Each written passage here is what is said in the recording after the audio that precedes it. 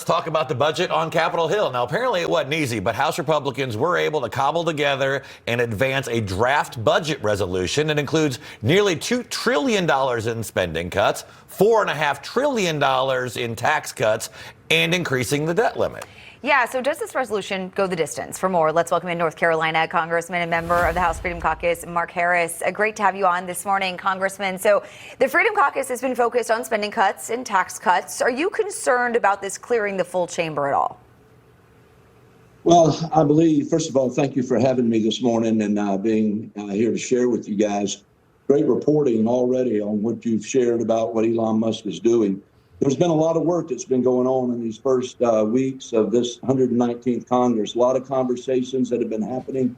And I think it's a monumental moment when we were able to pass out of the Budget Committee exactly what you just described, $2 trillion of spending savings that we're finding that's going to be able to work right alongside the things that DOGE is doing and finding.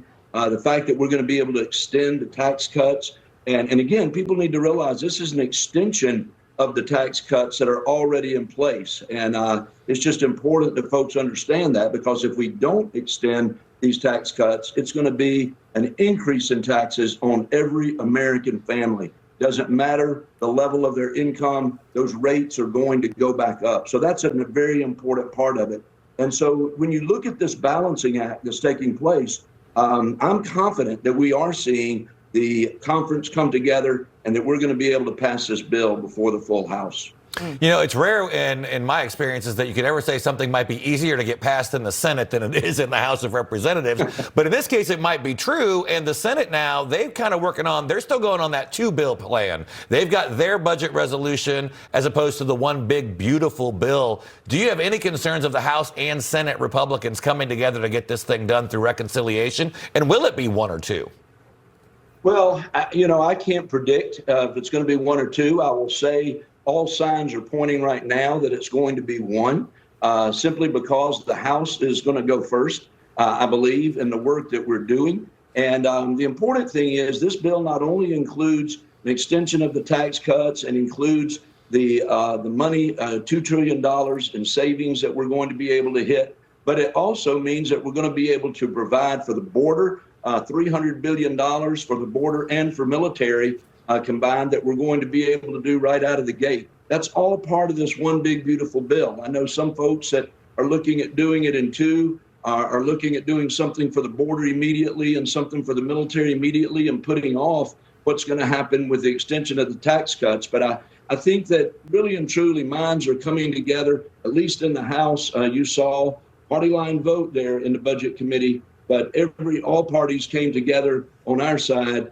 and passed that budget bill, budget resolution out of committee. Yeah, and you mentioned the border. I do want to pivot to the immigration crisis. I know that you've introduced legislation called No Asylum for Criminals Act, and it would bar any illegal migrant with a felony or misdemeanor conviction from seeking asylum. After the success in passing the Laken-Riley Act, are you seeing support in this bill? We are seeing support for this bill. We've had a number of folks that have signed on as co-sponsors in just the recent days since we filed it. It's a very important matter because of just the mismanagement that we saw during the previous 4 years under the Biden administration. They didn't seem to have respect for certain categories that are so important, such as asylum.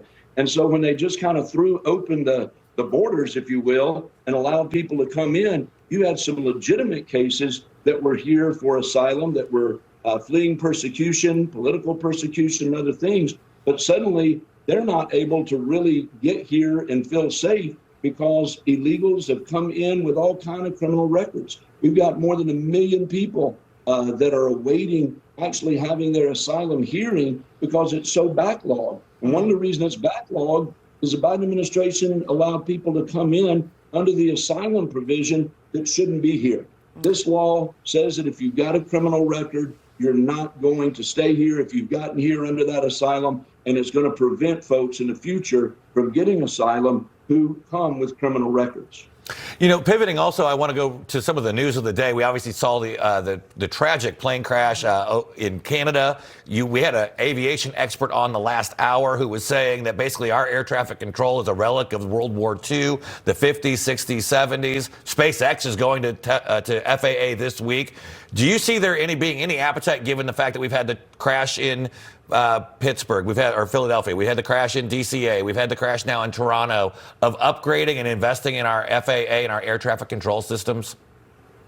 Well, I think we'll certainly have to take a look at that. I know that Sean, our Transportation Secretary, is hard at work looking at these situations that have developed. We've run into, again, problems from the last administration where our air traffic controllers are in a very difficult situation. And a lot of the DEI played into that, and the number of people that were being employed and people that were being sent to the back of the line because they didn't fit the profiles that they needed to be able to come into those classes. So I think that right now they're looking at all the different pieces of it. And I think when Congress gets a full picture of what's actually happening, that we'll weigh that out and make the right decisions.